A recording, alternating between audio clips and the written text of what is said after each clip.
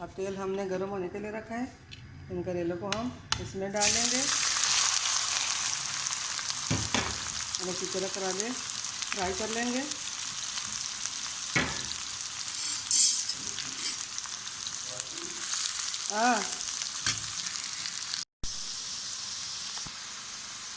Green करेले हमारे fry हो रहे हैं, इनका कलर चेंज हो चुका है।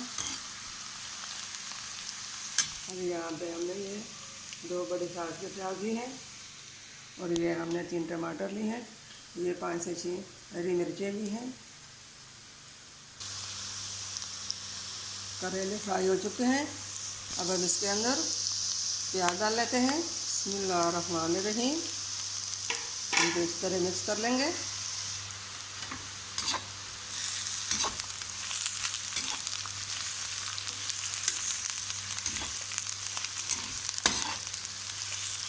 ज़्यादा प्याज डालने से कड़वाहट ख़त्म होती है। आपकी मर्ज़ी है, इसमें आलू भी डाल सकते हो। यहाँ पे हमने ये मसाले लिए हैं, 1 चम्मच नमक, आधा चम्मच लाल मिर्च पाउडर, आधा चम्मच हल्दी पाउडर, आधा चम्मच सूखा धनिया पिसा और आधा चम्मच साबुत ज़ीरा। यहाँ पे प्याज करेले फ्राई हो चुके हैं। हम इसके अंदर टमाटर डाल लेते हैं। बिस्मिल्लाहिर्रहमानिर्रहीम।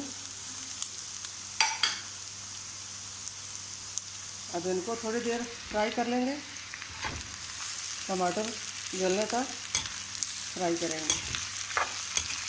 फिर इसमें हम मसाले डाल लेंगे।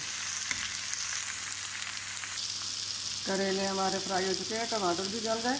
अब ये मसाले हम साथ ही साथ डाल लेते हैं। अच्छी तरह मसाले मिक्स कर लेंगे।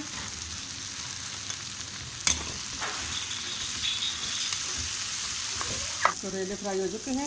अब ये हरी मिर्च हम इसमें डाल लेते हैं। इसको ज़्यादा नहीं पकाना, मिक्स करके छोड़ लेंगे।